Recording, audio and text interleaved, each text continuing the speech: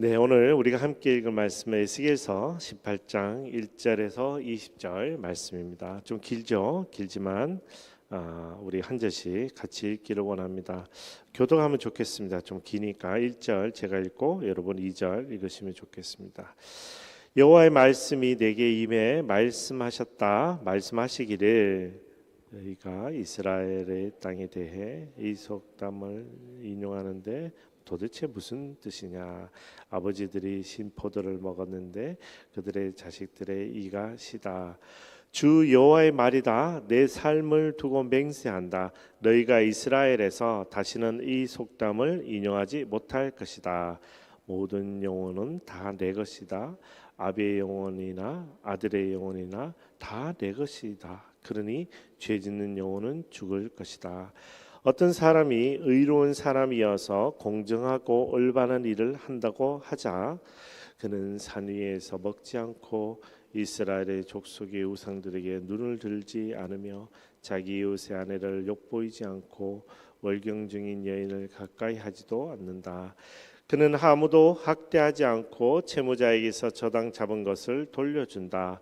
물건을 강탈하지 않고 배고픈 사람들에게 자기의 음식을 주고 벌거벗은 사람들에게 옷을 입혀준다. 그는 이자를 위해 빌려주지 않고 이자를 받지도 않으며 죄악된 일에 그의 손을 대지 않고 사람들 사이에서 공정한 판결을 한다. 그가 내 법령을 따르고 내 규례를 지켜서 충실히 실행한다. 그는 의로운 사람이니 그가 반드시 살 것이다. 주 여호와의 말이다. 그에게 폭력적인 아들이 있고 그 아들이 피 흘리게 하는 사람으로서 악한 일을 행한다고 하자 그는 이러한 선한 일은 하나도 하지 않고 산 위에서 먹고 자기 이웃의 아내를 욕보인다. 그가 가난한 사람들과 궁핍한 사람들을 학대하고 물건을 강탈한다. 채무자에게서 저당 잡은 것을 돌려주지 않고 우상들에게 눈을 들며 혐오스러운 일들을 한다. 그가 이자를 위해 빌려주고 이자를 받는다. 그런 사람이 살겠느냐? 그는 살지 못할 것이다. 이런 모든 혐오스러운 일들을 했으니 그는 반드시 죽을 것이다. 자신의 피가 자신에게 돌아올 것이다. 그러나 그가 아들을 낳았다고 하자 자기 아버지가 저지른 모든 죄들을 그의 아들이 보고 두려워하며 그렇게 하지 않았다고 하자 그 아들은 산 위에서 먹지 않고 이스라엘의 족속의 우상들에게 눈을 들지 않으며 자기 이웃의 아내를 욕보이지 않고 아무도 학대하지 않고 채무자에게서 저당을 잡지 않고 물건을 강탈하지 않고 배고픈 사람들에게 자기의 음식을 주고 벌거벗은 사람들에게 옷을 입혀 주었다고 하자 그는 가난한 사람에게 그의 손을 대지 않고 이자나 폭리를 받지 않으며 규례를 지키고 내 법령을 따랐다고 하자 그는 자기 아버지의 죄로 인해 죽지 않고 반드시 살 것이다. 그러나 그의 아버지는 착취를 하고 자기 형제를 강탈하고 자기 동족들 가운데서 선하지 않은 일을 했기 때문에 자기 죄로 인해 죽을 것이다. 그러나 너희는 말한다. 아들이 왜 아버지의 죄를 감당하지 않느냐고 하지만 그 아들이 공정하고 올바른 일을 했고 내 모든 법령을 지키고 행했으니 그는 반드시 살 것이다. 죄 짓는 사람 그가 죽을 것이다. 아들이 자기 아버지의 죄를 감당하지 않을 것이고 아버지가 자기 아들의 죄를 담당하지 않을 것이다. 의인의 의로움이 자기에게 돌아갈 것이고 악인의 사악함이 자기에게 돌아갈 것이다. 아멘. 네. 성경 말씀이 있는데 햇살이 확 비치니까 갑자기 확실히 살 것이라는 느낌이 듭니다. 오늘 말씀은 확실히 살 것이다. 반드시 살리라. 히브리어로 반드시 살리라는 산다입니다. 하나님이 두 번 얘기하시는 거예요. 한 번만 얘기하셔도 되잖아요. 근데 하나님이 두 번 얘기하십니다. 산다. 자, 오늘 본문에 들어가기 위해서 제가 잠깐 한국 속담 하나 들려드릴게요. 한국에 이런 속담이 있답니다. 부자는 망해도 3대는 간다. 저는 잘 모르겠습니다. 우리 부모님, 저 부모님이 부자가 아니셨기 때문에 잘 모르겠는데 뭐 하여튼 그런 속담이 있다고 합니다. 이 속담의 의미는 한 집안이 한때 부유했다면 일시적으로 혹은 경제적으로 멸망 혹은 몰락했을지라도 그 잔해를 이어서 수십 년 동안은 이어진다라는 것이라고 합니다. 이 속담의 유래를 연구한 어떤 자료를 좀 찾아보니까 이 속담이 유래된 이유가 조선 시대에 우리 이제 과거 조선 시대에 과거 시험을 보면 양반의 신분이 주어지는데 3대 동안 신분이 주어진다고 하더라고요. 그래서 아마 이 신분이 3대 동안 유지된다는 전통 때문에 아마 이런 속담이 있지 않았을까라는 이런 분석도 있습니다. 근데 중요한 거는 부모의 영향이 자녀들에게 끼친다라는 것이죠. 부모의 뭔가 그게 좋은 일이든 나쁜 일이든 자녀들에게 끼친다라는 그런 속담입니다. 이러한 해석이 가능한 성경 본문도 있습니다. 잠언 20장 7절에 보면 의인은 진실하게 살고 그의 자손은 그로 인해 복을 받는다. 아멘. 저는 되게 좋아합니다. 이 본문. 분명히 성경에 있는 말씀이죠. 자, 그런데 오늘 큐티 본문은 조금 다릅니다. 어떻게 다른지 우리가 본문을 통해서 한번 이 궁금증을 해소하기 원하는데요. 오늘 본문은 좀 나눠서 읽어야 되는데 그중에 1절에서 4절부터 먼저 읽고 제가 말씀을 이어가겠습니다. 여호와의 말씀이 내게 임해 말씀하셨다. 말씀하시기를 너희가 이스라엘의 땅에 대해 이 속담을 인용하는데 도대체 무슨 뜻이냐? 아버지들이 신포도를 먹었는데 그들의 자식들의 이가 시다. 주 여호와의 말이다. 내 삶을 두고 맹세한다. 너희가 이스라엘에서 다시는 이 속담을 인용하지 못할 것이다. 모든 영혼은 다 내 것이다. 아비의 영혼이나 아들의 영혼이나 다 내 것이다. 그러니 죄짓는 영혼은 죽을 것이다. 아멘. 이 본문을 읽으면 갑자기 이상해집니다. 왜 그러냐면 지금까지 계속 심판에 대해서 하나님이 말씀하시는데 17장까지만 해도 지도자들 혹은 리더십들, 그 전에 16장도 그렇고요. 계속해서 보면 뭔가 잘못한 것에 대해서 말씀하셨고 19장 역시 그렇게 이어집니다. 그런데 갑자기 18장이 중간에 툭 들어왔습니다. 이런 부분은 학자들이 후대에 끼워 넣었다 뭐 이렇게 주장하는 학자들도 있습니다만 성경을 있는 그대로 읽기를 원하는 우리 입장에서는 하나님이 의도적으로 18장을 여기 두셨다라고 보는 것이 맞을 것 같습니다. 그러면 왜 갑자기 18장을 두시고 그 18장 안에 속담을 인용하시면서 하나님이 말씀하시죠. 뭐라고요? 죄 짓는 영혼은 죽을 것이다 라고 말씀하십니다. 죄 짓는 영혼은 죽을 것이다. 실은 하나님께서 계속해서 회개하라고 말씀하셨습니다. 우리 다음 주 수요일 본문도 회개에 대한 본문인데요. 근데 왜 갑자기 하시면서 속담을 인용하셨을까? 속담을 인용하셨을까? 자, 이것을 생각하고 우리가 죄 짓는 영혼이 죽을 것이다라는 본문 이 명제에 대해서는 전제에 대해서는 우리가 이미 다 알고 있습니다. 로마서 6장 23절에 보면 죄의 대가는 뭡니까? 죽음이죠. 우리는 알고 있습니다. 지금 특별히 신약 시대에 살고 있는 우리도 알고 있는 본문입니다. 그런데 구약의 이스라엘의 포로 공동체에게 하나님이 오늘 18장에 갑자기 죄 짓는 영혼은 죽을 것이다 라고 강한 어조로 말씀하시며 속담을 인용하시는데, 자, 이 본문을 이해하기 위해서는 18장의 역사적 배경과 이야기 구조를 조금 우리가 볼 필요가 있습니다. 자, 18장의 배경뿐만 아니라 에스겔 전체의 배경은 뭐냐면 바벨론 포로 공동체를 향한 예언입니다. 그러니까 일어날 것을 예언하는 것이지만 실은 이미 포로로 잡혀간 사람들에게 하는 예언입니다. 에스겔이 하나님의 말씀을 전달할 때 이 포로 공동체에게 돌아오라고 이야기했습니다. 그리고 돌아오면 하나님이 살릴 것이다 라고 했는데 오늘 본문에는 없지만 이 포로 공동체는 이 에스겔의 이야기를 듣고 돌아오지를 않았습니다. 요나가 니느웨에 가서 니느웨 공동체에게 요나는 기대도 안 했습니다. 그죠? 어떻게 저 사람들이 저 포악한 사람들이 잔인무도한 사람들이 돌아올까? 요나는 기대도 안 하고 성을 돌면서 회개하라라고 했습니다. 그럼 무슨 일이 일어났습니까? 단번에 왕으로부터 모든 백성, 동물들, 짐승들까지 회개에 동참했습니다. 그런데 이스라엘 포로 공동체는 전혀 회개에 동참하지 않았습니다. 그러면서 불평을 했습니다.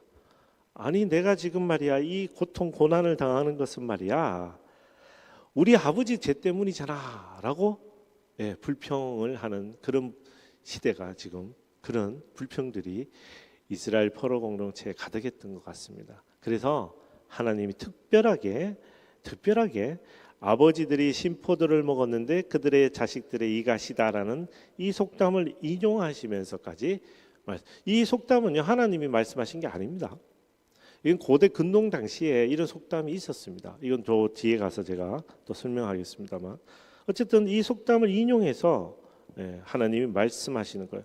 이스라엘 포로 공동체가 이렇게 불평한 거예요. 아니 우리 아버지의 죄악 때문에 우리가 이렇게 하나님의 징계를 받는구나. 우리의 포로 생활은 우리 아버지들의 죄악 때문이다. 그런데 왜 하나님 우리 아버지 죄 때문에 나를 이렇게 힘들게 하십니까? 라고 불평한 거예요. 이스라엘 공동체는 하나님의 백성이잖아요. 근데 이게 또 이제 문화적, 지리적 배경을 좀 이해하면 갑자기 하나님이 이렇게 턱 어떤 나라에 갖다 두셨어요. 그죠? 애굽에서 끌어내어서 지도를 보면 이렇게 턱 하셨어요. 근데 여기가 고대 근동의 그 아주 중심지였습니다. 문화의 중심지이기도 하고 이 통로, 그러니까 무역로의 중심지이기도 하고 지중해를 끼고 있어서 바다도 있고 산도 있고 강야도 있고 그래서 굉장히 좋은 곳이었어요. 그래서 지정학적으로 좋은 곳인데 그렇다 보니까 영향을 많이 받습니다.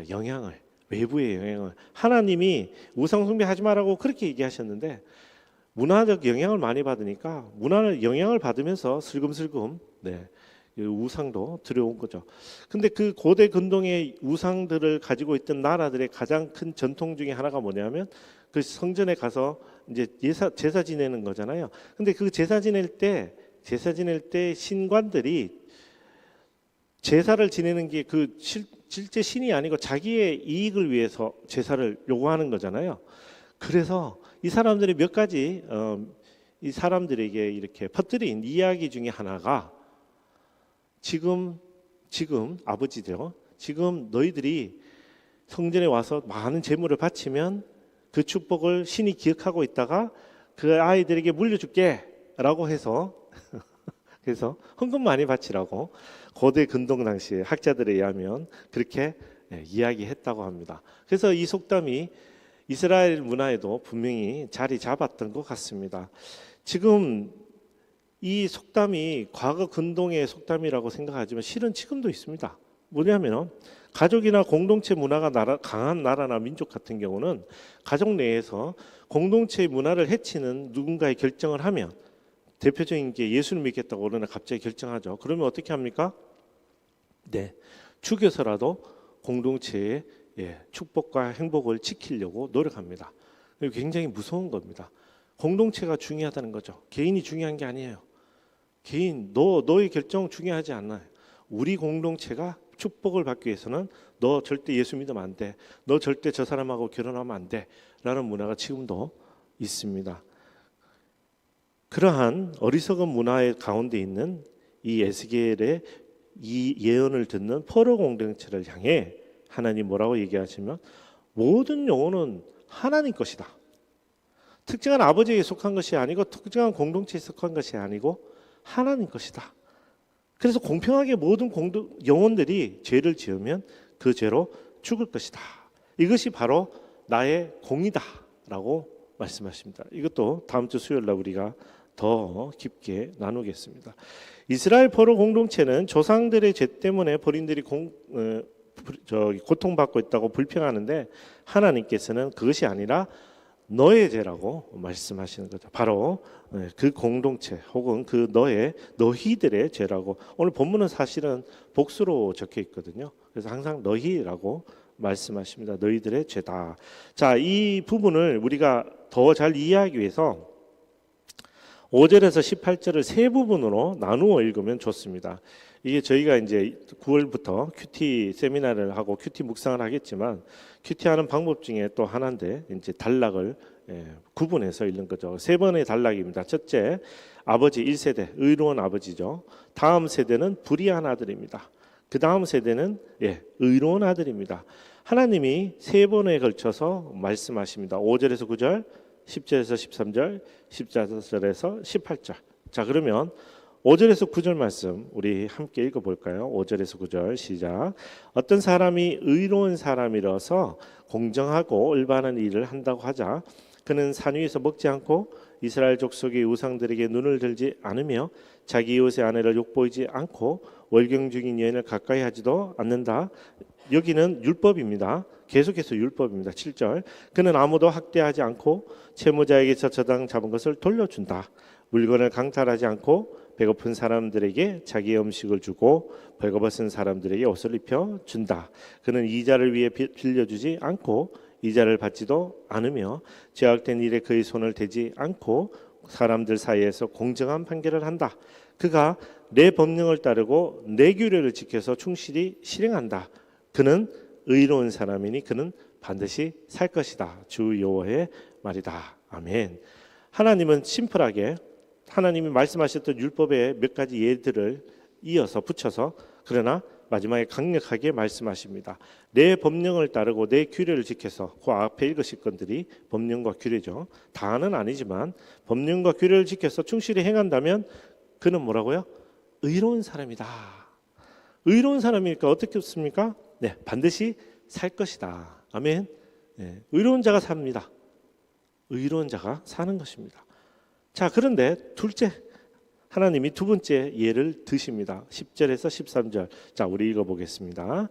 그에게 폭력적인 아들이 있고 그 아들이 피 흘리게 하는 사람으로서 악한 일을 행한다고 하자. 그는 이런 선한 일은 하나도 하지 않고 산 위에서 먹지 말라 그랬죠. 먹고 자기 이웃의 아내를 욕보인다. 그가 가난한 사람들과 궁핍한 사람들을 학대하고 물건을 강탈한다. 채무자에게서 저당 잡은 것을 돌려주지 않고 우상들에게 눈을 들며 혐오스러운 일들을 한다. 그가 이자를 위해 빌려주고 이자를 받는다. 그는 사람이 살겠느냐? 그는 살지 못할 것이다. 왜요? 이런 모든 혐오스러운 일들을 했으니 그는 반드시 죽을 것이다. 자신의 피가 자신에게 돌아올 것이다. 아멘. 우리가 지금 읽어도 그죠? 우리가 이 계명을 다 지키지는 않지만 우리가 읽어도 하나님 하지 말라고 했단 말이죠. 그러면 안 해야 되는데 아버지는 안 하고 살았거든요. 아버지는 의로운 삶을 살았습니다. 근데 자녀가 아버지를 보고 의로운 삶을 본받아야 되는데 어떻게 했다고요? 자기 마음대로 하나님 하라는 거 다 안 하고 하지 말라는 거 다 하면서 불의한 삶을 삽니다. 그래서 어떻게 됩니까? 그가 반드시 죽을 것이다. 죽을 것이라고 하나님이 말씀하십니다. 여러분, 하나님은 생명의 하나님입니다. 실은 그죠? 네, 생명의 하나님입니다. 영원히 함께 살기를 원하시는데 오늘 강력한 어조로 그는 죽을 것이다. 죽고 죽을 것이다 라고 말씀하십니다. 자, 세 번째 그의 의로운 아들 볼까요? 의로운 아들은 14절 18절입니다. 시작. 그러나 그가 아들을 낳았다고 하자. 이 불의한 아들이 아들을 낳았습니다. 자기 아버지가 저지른 모든 죄들을 그의 아들이 보고 두려워하며 그렇게 하지 않았다고 하자. 그 아들은 산 위에서 먹지 않고 이스라엘 족속의 우상들에게 눈을 들지 않으며 자기 이웃의 아내를 욕보이지 않고 아무도 학대하지 않고 채무자에게서 저당을 잡지 않고 물건을 강탈하지 않고 배고픈 사람들에게 자기 음식을 주고 벌거벗은 사람들에게 옷을 입혀 주었다고 하자. 그는 가난한 사람에게 그의 손을 대지 않고 이자나 폭리를 받지 않으며 규례를 지키고 내 법령을 따랐다고 하자. 그는 자기 아버지의 죄로 인해 죽지 않고 반드시 살 것이다. 그러나 그의 아버지는 착취를 하고 자기 형제를 강탈하고 자기 동족들 가운데서 선하지 않은 일을 했기 때문에 자기 죄로 인해 죽을 것이다. 아멘. 죽는다고 얘기해서 반드시 죽을 것이다. 저는 이 본문을 읽으면서요, 하나님이 마치 어린아이에게, 저희 지금 차세대 공동체 있잖아요. 저도 우리 아이 어릴 때, 아주 어릴 때는 똑같은 말을 길게 해야 돼요. 왜냐하면 잘 못 알아듣고 더 잘 이해하게 해줘야 되니까. 성인은 어떡합니까? 한두 마디만 하면 되죠. 예를 들어서 뭐 하지마, 그거 하지마 뭐 이러면서 우리가 하겠지만 아이들은 어떡합니까? 왜 하지 말아야 되는지, 왜 하면 안 되는지를 막 길게. 지금 오늘 본문은요, 어린아이를 앞에 두고 하나님이 계속 설명하고 또 설득하시는 느낌이 듭니다. 그래서 이 하나님이 어떻게든 살려보려고, 어떻게든 살리고자 하시는 거죠. 특별히 마지막 본문은 뭡니까? 불의한 아버지를 보고도 의로운 아들이 생긴다면 그 의로운 아들은 자신의 의로 인해서 살 것이라고 하나님이 선포하시는 거죠. 끊으시는 거죠. 그 속담을 완전히 끊으시는 겁니다. 그래서 사랑하는 성도 여러분, 저희가 차세대 공동체의 원래 가장 큰 목적은요, 가장 큰 중요한 목적은 우리 아이들이 하나님을 알고 예배하고 순종하는 데 있습니다. 우리 공동체의 목표가요, 아이들을 좋은 학교 보내는 것이 되면 안 됩니다. 아이들을 편안하고 행복하게 하는 것이 목표가 아니에요.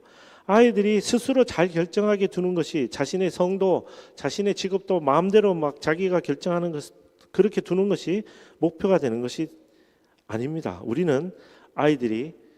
목표는 아이들이 죄를 짓고 죽지 않도록 하는 것이 우리의 목표입니다. 우리의 목표는 아이들을 살리는 겁니다. 오늘 하나님이 마치 아이들에게 막 계속 얘기하시는 것처럼 우리도 계속해서 그래서 차세대 공동체에게 하나님을 알고 예배하고 순종함으로 살아라라고 가르치는 게 우리 공동체의 목표입니다. 그래서 사실 주일날 같이 사진 좀 찍으면 좋겠어요. 우리 아이들을 응원하는 의미에서. 네, 다시 본문 돌아가서 이렇게 하나님이 세 가지 구체적인 예를 드신 이후에 한 번 더 강조하죠. 19절에서 20절. 그러나 너희는 말한다. 아들이 왜 아버지의 죄를 감당하지 않느냐고 하지만 그 아들이 공정하고 올바른 일을 했고 내 모든 법령을 지키고 행했으니 결과적으로 어떻게 됩니까? 그는 반드시 살 것이다. 그런데 20절. 죄 짓는 사람 그가 죽을 것이다. 아들이 자기 아버지의 죄를 감당하지 않을 것이고 아버지가 자기 아들의 죄를 담당하지 않을 것이다. 의인의 의로움이 자기에게 돌아갈 것이고 악인의 사악함이 자기에게 돌아갈 것이다. 아멘. 그래서 하나님 이렇게 말씀하시는 거예요. 너희가 부모의 온갖 우상 숭배와 불순종을 받냐? 그래서 그 불순종 때문에 너희가 이렇게 고통받는다고 생각하느냐? 그러면 다시 내가 준 규례와 율법으로 돌아가 보렴. 내가 뭐라고 얘기했니? 처음에 시내산에 있어 율법을 주실 때 뭐라고 얘기했니? 그런 것을 보고 불의한 아버지 세대를 본받지 말고 너희들이 만약 의로운 자였다면 너희가 지금 포로 공동체가 되었겠느냐? 너희가 의로운 공동체였다면 지금 예루살렘이 무너지고 성전이 무너졌겠느냐? 이제 그런 어설픈 고대 근동에 내가 가르치지 않은 속담으로 나에게 불평하지 말고 회개하고 돌아와라. 그리고 살아라. 너희의 죄로 죽지 말아라 라고 말씀하시는 겁니다. 이제 말씀을 정리해 보겠습니다. 오늘 본문 말씀은요, 하나님이 본인이 가르치지도 않으신 이스라엘이 만연해 있는 이상한 속담을 인용하시면서까지 포로 공동체 회개를 촉구하시는 말씀입니다. 오늘 그래서 본문 말씀은 하나님의 길은 공평하다. 이거 역시 다음 주 수요일 날 우리 같이 나누겠습니다. 이게 본문이 계속 이어져서 제가 수요일 본문으로 두었습니다. 하나님의 길은 공평하다. 공정한 거죠. 자신이 죄가 지었으니까 자신이 죽는 거죠. 자신이 의로운 행위를 했으니까 자신이 사는 거예요. 하나님 굉장히 공정하게 공평하게 말씀하시고 있습니다. 자, 그렇다면 특별히 오늘 새벽 기도에 오늘 이 아침에 기도 자리에 나오신 여러분은 무엇을 붙들고 기도하시겠습니까? 이 공정하신 하나님을 붙들어야 되잖아요. 자, 이 공정하신 하나님을 붙들더라도 우리가 기도의 시간에 붙들어야 될 것은 이겁니다. 예수 그리스도. 그래서 우리는 예수 그리스도의 의로 사는 겁니다. 예수 그리스도의 피로 사는 겁니다. 자, 사랑하는 성도 여러분, 하나님이 이렇게 말씀하셨어요. 의로운 자가 살 것이다. 의로운 자가 살 것이다. 의로운 자가 뭡니까? 죄를 안 지으면 되는 거죠. 죄를 안 지으면 되는 겁니다. 이런 참 어리석은 질문과 답변에 하나님은 너무나도 아름다운 답변을 우리에게 준비해 두셨습니다. 바울이 갈라디아 교회에 보낸 편지인데요. 바울 서신서 중에 가장 먼저 쓰여진 편지가 뭡니까? 하면 갈라디아서입니다. 이스라엘 초대 교회들이 가장 먼저 읽은 편지가 뭡니까? 그러면 역시 갈라디아서입니다. 그래서 바울은 갈라디아서에 왜 우리가 믿어야 되는지에 대해서 거듭하여 설명하고 이것을 완성한 듯한 편지가 마지막 유언처럼 쓴 로마서입니다. 그래서 갈라디아서 2장 16절 말씀 우리 한 목소리로 읽겠습니다. 시작.